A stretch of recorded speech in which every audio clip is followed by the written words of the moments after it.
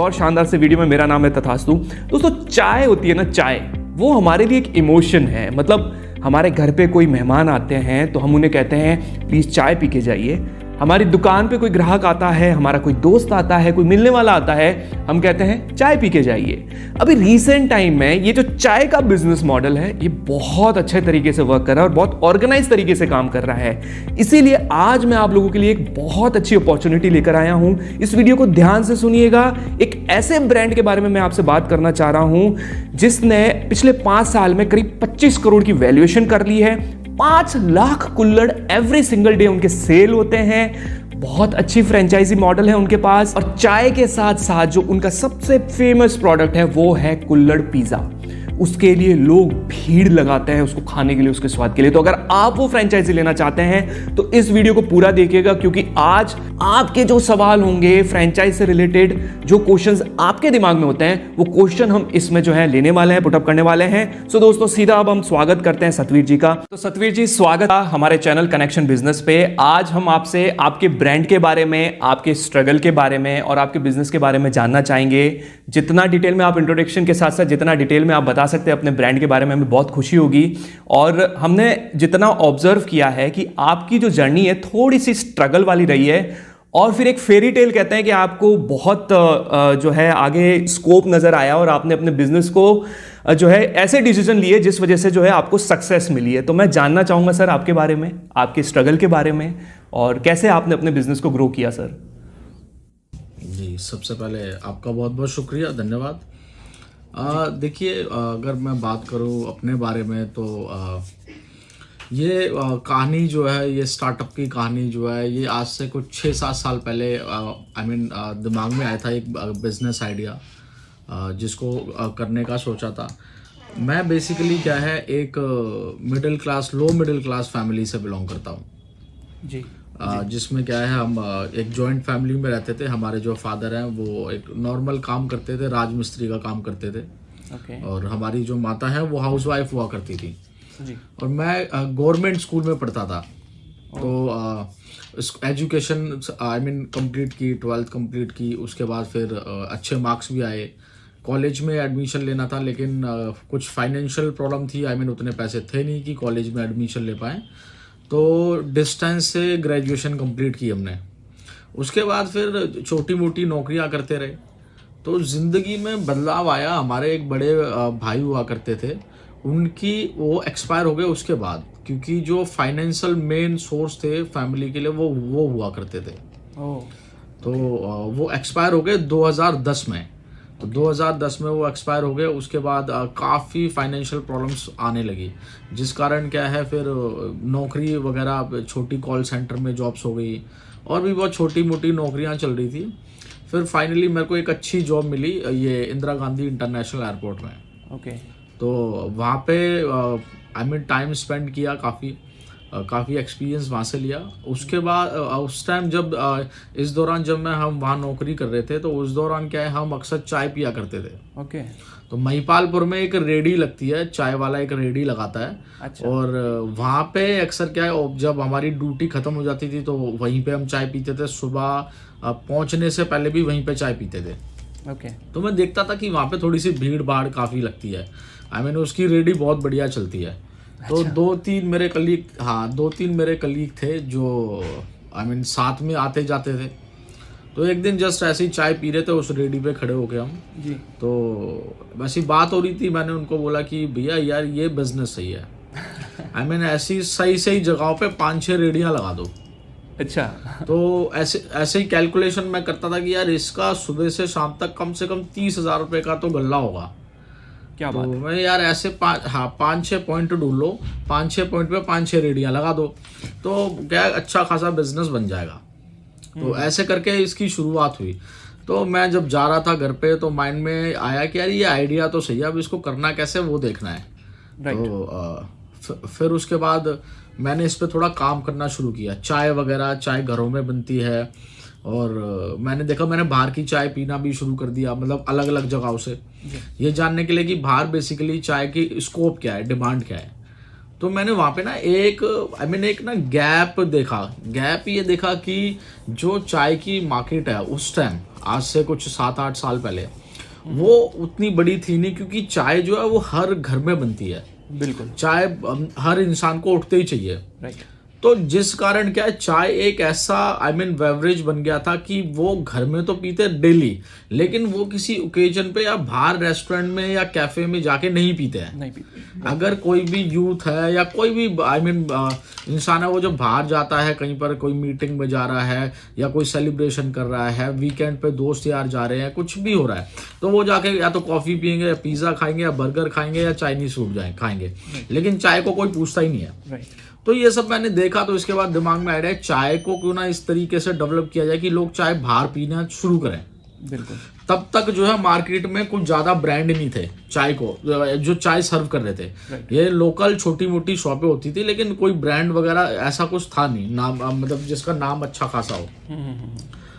तो ये सब किया। फिर मैं ये असम गया, दार्जिलिंग गया, वहाँ पे चाय को कैसे बनाया जाता है, उसकी प्रोसेसिंग क्या होती है, उसको अच्छे से समझा। तो समझने के बाद क्या है, मेरे को ये समझ में आ गया कि चाय को नेक्स्ट लेवल पे ले जाने के लिए, अच्छा टेस्ट बनाने के लिए चाय को बनाना कैसे है। तो वहाँ पे क्या है, कुछ 8-10 फ्लेवर मैंने डेवलप किए। ओके।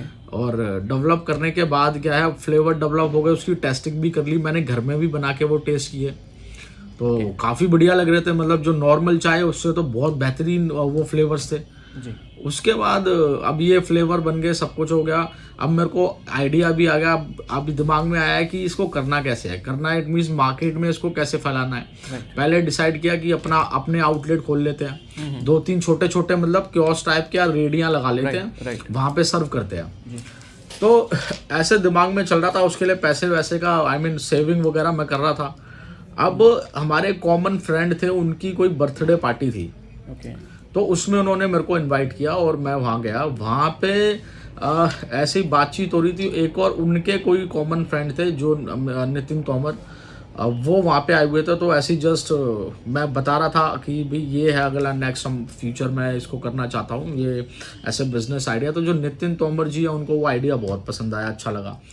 और दैट टाइम वो he was working in Ola cabs. Oh okay. तो उन्होंने बोला कि मेरे को भी कुछ स्टार्टअप करना है यार, दिमाग में आइडिया तो मेरा भी ऐसी है कि कोई स्टार्टअप करा जाए जी। तो फिर मैंने उनको बोला कि चलो एक बार साथ में आके इसको शुरू करते हैं, और वो उसके लिए रेडी हो गए। अब सारी बात अटक गई आके पैसे पे, क्योंकि पैसा तो मेरी पॉकेट में भी उतना नहीं था और उनकी पॉकेट में भी उतना नहीं था। तो मैंने उनको बोला भाई देखो, तुम्हारा सर्कल होगा वहाँ कहीं पैसे वैसे कुछ मिल जाए, 1-1.5 लाख रुपए मिल जाए, तो इसको एटलीस्ट शुरू करें। तो नहीं हो पाया शुरू, मतलब क्योंकि उनके पास भी पैसे का इधर उधर कोई बंदोबस्त नहीं हुआ। फिर उनके पास एक कार थी, ऑल्टो कार थी उस टाइम। तो मैंने देखा इनके पास ऑल्टो कार है, मैंने वो उनकी कार सेल करवा दी। आपने उनकी कार सेल करवा दी? हाँ, पैसे अरेंज करने के लिए उनकी कार मेरे को सेल करवानी पड़ी। मैंने 1 हफ्ते उनको कन्विंस करा कि भी बेच दो ये कार, दूसरी नहीं ले लेंगे। ऐसे 1 हफ्ते तक उसके कानों में ये बात डालता रहा, कन्विंस करता था। तो 1 हफ्ते में वो माना। तो हमने 1,65,000 रुपए में वो कार शायद सेल की थी उस टाइम, आज से कुछ 5-6 साल पहले जी। तो कार सेल करने के बाद 1,65,000 रुपए आए। उसके बाद फिर इसको शुरू किया। पहले अपने 2-3 आउटलेट हमने बनाए, छोटे छोटे, और बड़े सफल रहे वो। उनसे काफ़ी अच्छा रिस्पांस मिला, कस्टमर का अच्छा रिस्पांस मिला।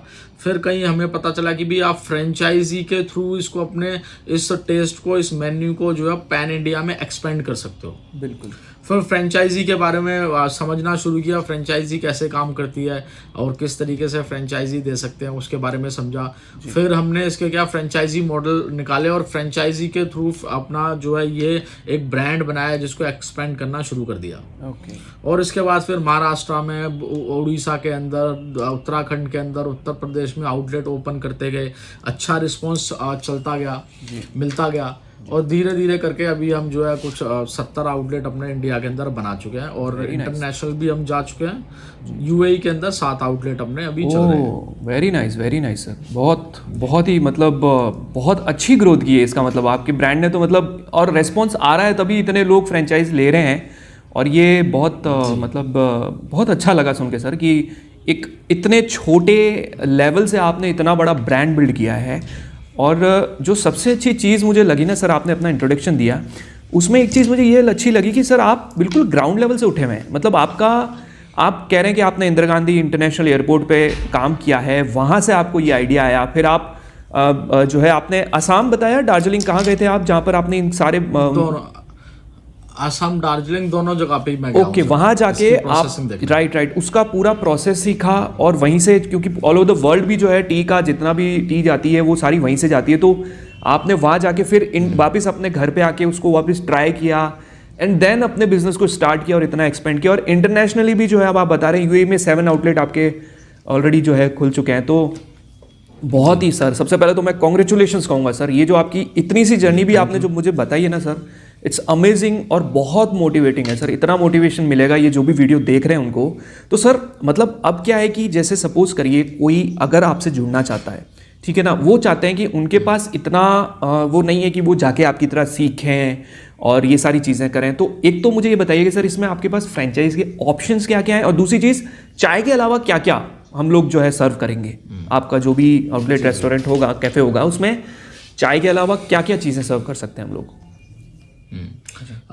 देखिए सर, पहले तो ये जितने भी हमने फ्रेंचाइजी मॉडल बनाए हैं जी, क्योंकि मैं खुद जो है बहुत लो ग्राउंड से आता हूँ, तो मैं समझता हूँ इन चीज़ों को कि एक लो मिडिल क्लास पर्सन के लिए या मिडिल क्लास पर्सन के लिए बिजनेस करना आसान नहीं होता है। और चूंकि अब तो इंडिया के अंदर वो ट्रेंड चल रहा है कि हर इंसान आज जो है एक स्टार्टअप करना चाहता है, बिजनेस में आना चाहता है, जो कि एक अच्छी बात भी है।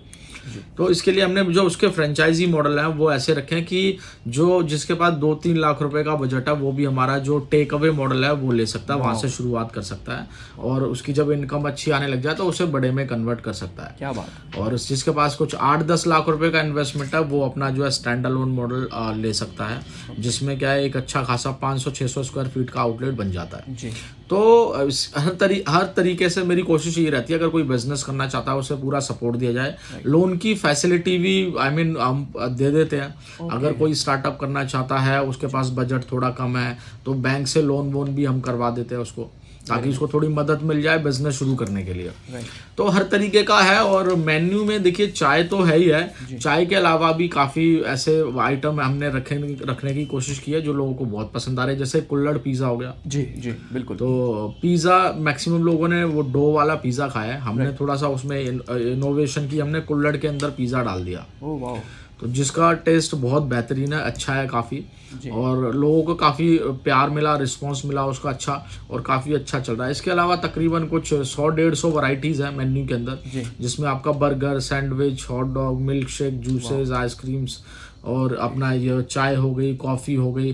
तो हर तरीके का, हर कस्टमर के लिए हर तरीके का फूड है, और वो भी बहुत ही कम कॉस्ट रखी गई है, ताकि सभी आउटलेट पे आके उसका मज़ा ले पाएँ। राइट। तो मैंने सर एक चीज़ बेसिकली जो समझी है टेक अवे मॉडल से, कि इसमें जैसे अगर किसी शहर में अगर कहीं पर ऑनलाइन ऑर्डर करने का ऑप्शन है, जहाँ पर लोग ऐप से ऑर्डर करते हैं, जैसे अलग अलग ब्रांड्स की ऐप्स आती है फूड मंगाने की, फूड डिलीवरी की, तो वो अगर कोई करना चाहे कम बजट में तो वो भी ट्राई कर सकता है, और उसके साथ साथ कोई ऑर्डर दे के वहाँ से पिकअप करना चाहे आपके आउटलेट से, तो वो भी टेक अवे जो है वो ले सकता है।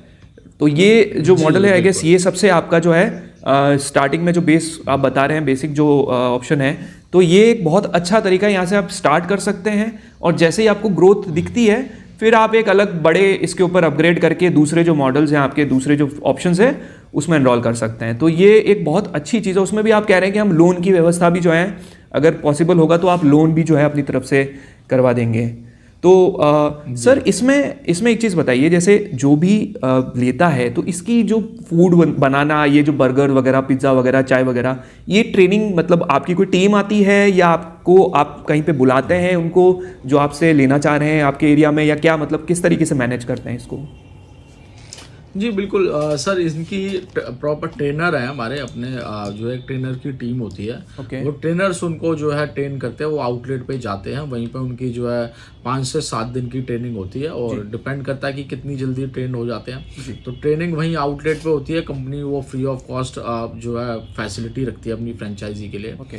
तो जितना स्टाफ हो गया या फ्रेंचाइजी होती है उसको भी ट्रेनिंग हम देते हैं कि कैसे सारी SOPs में मैनेज करनी है आउटलेट पे, होंगे, और बिलिंग सॉफ्टवेयर वो कैसे ऑपरेट करना है, फूड वगैरह, तो सारी प्रॉपर ट्रेनिंग दी जाती है कंपनी की तरफ से। ओके। तो इसमें सर फिर जैसे जो फूड प्रोडक्ट रहता है, जैसे जो भी जैसे चीज़ हो गया या जो भी वेजीज हो गए, ये सारी चीज़ें, ब्रेड्स हो गई, इसको कैसे ये लोकल वेंडर से कनेक्ट करवाते हैं आप, या मतलब हमको जो भी वेंड होंगे मतलब फ्रेंचाइजी जो लेंगे उनको जाके अपने लोकल खुद ही लाना पड़ेगा, या इसके लिए भी आपने कोई ऐसा सिस्टम क्रिएट कर रखा है जिससे कि भाई इन्हीं से आपको मंगवाना पड़ेगा और यही आपको क्वालिटी मेंटेन करके देंगे मतलब?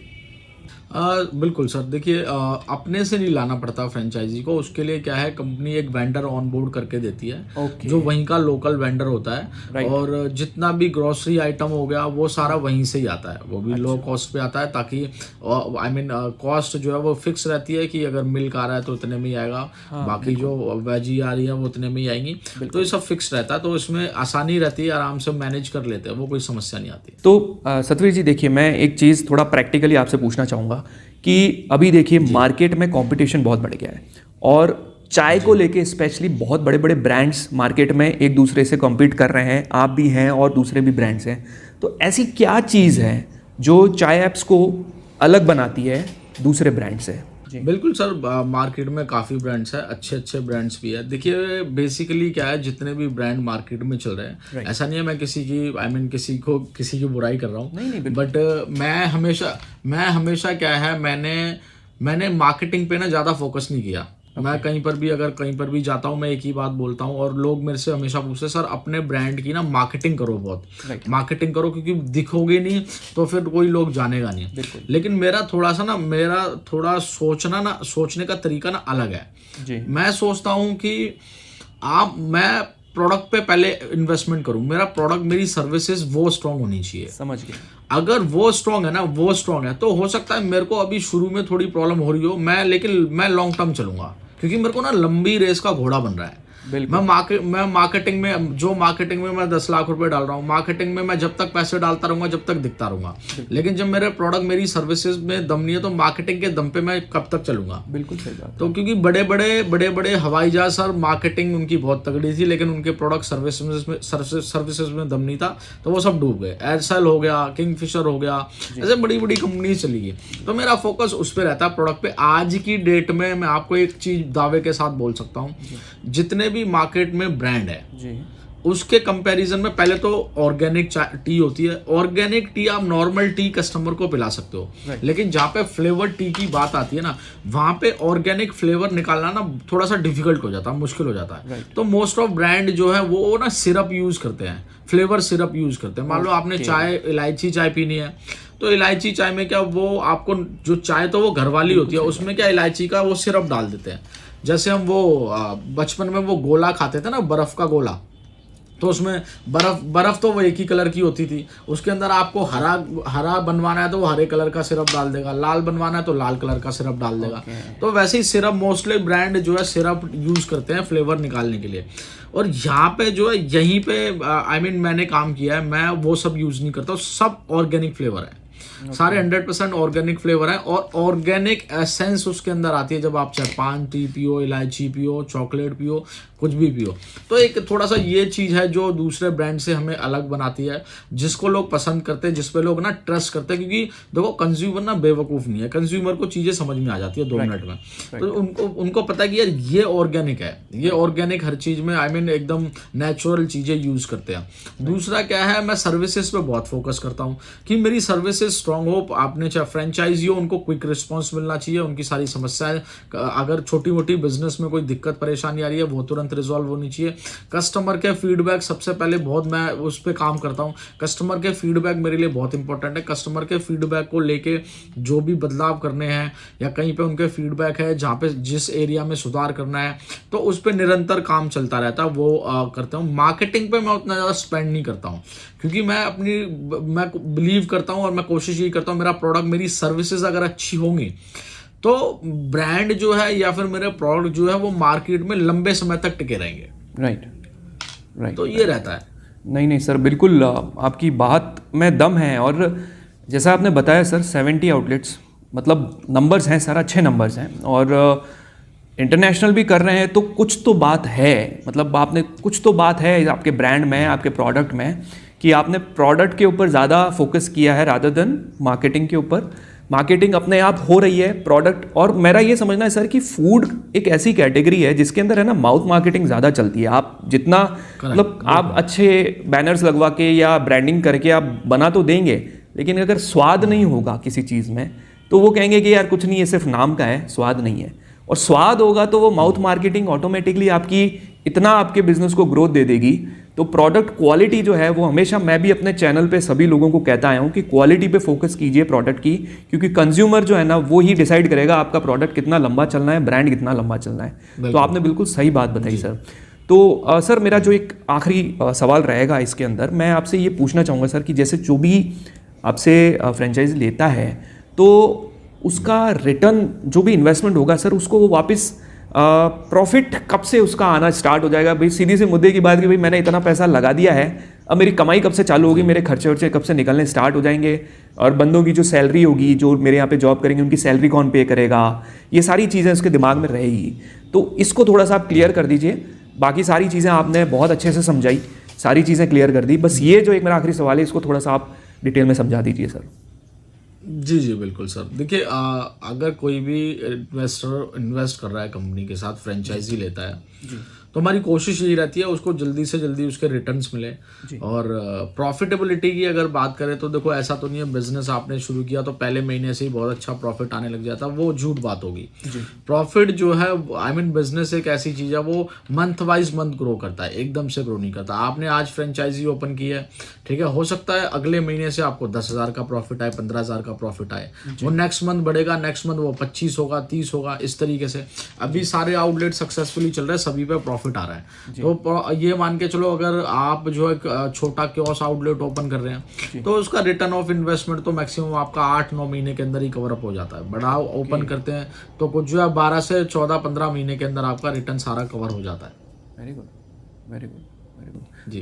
तो सर ये जैसे जो भी यहाँ पर जो वेटर्स होंगे या जो फूड बनाएंगे जो भी, तो उनकी सैलरी वगैरह खुद मतलब आप कंपनी की तरफ से 50-50 रहता है या जो फ्रेंचाइजी लेंगे उन्हीं को पे करना पड़ेगा? मतलब नहीं, फ्रेंचाइजी की तरफ से सर रहता है वो। ओके ओके ओके ओके, हाँ ठीक है। मतलब आप जिस हिसाब से आपने प्लान बताया है तो उस हिसाब से तो ये ठीक ही है, उसमें कोई दिक्कत नहीं है। और बहुत मार्जिन अच्छे हैं। हाँ बिल्कुल अच्छे हैं सर। राइट मार्जिन अच्छे हैं, खर्चा वगैरह सब निकल जाता है आराम से फ्रेंचाइजी में, कोई दिक्कत आती नहीं है। बिल्कुल बिल्कुल बिल्कुल, क्वालिटी की चीज़ है फूड में, और थोड़ा इस बिज़नेस में मार्जिन अपना ठीक होता है, अच्छा मार्जिन होता है, तो इस हिसाब से चीज़ अच्छी फ्रेश मिलती है।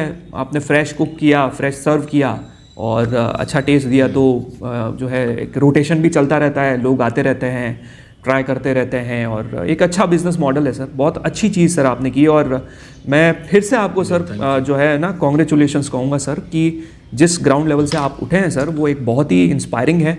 और मैं चाहता हूँ कि जो भी इस वीडियो को देख रहा है, अगर कोई ब्रांड इस वीडियो को, कोई भी अगर कंपनी इस वीडियो को देख रही है, मैं चाहूँगा सतवीर जी को प्लीज़ बुलाएं और उनसे ये पूरी उनकी जो जर्नी है उसको ज़्यादा से ज़्यादा लोगों तक पहुँचाएं। ये बहुत अच्छी इन्होंने स्ट्रगल करके और इस लेवल तक ये पहुँचे हैं।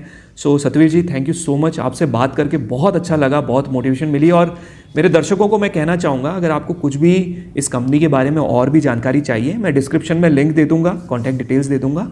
आप अगर फ्रेंचाइजी लेना चाहते हैं तो आप बात कर सकते हैं, और भी कुछ पूछना चाहते हैं तो आप कंपनी से डायरेक्ट कॉन्टैक्ट कर सकते हैं। सतवीर जी थैंक यू सो मच, आपने अपना कीमती समय दिया। और बहुत जल्दी जो है हम कोशिश करेंगे आपके पास के नियर बाय जो भी आउटलेट है वहाँ पे हम जाएं और कुल्हड़ पिज़्ज़ा और स्पेशल चाय ज़रूर टेस्ट करेंगे सर। जी बिल्कुल sir. All right sir, thank you so much sir, thank you Satveer ji. Okay, thank you, okay, धन्यवाद।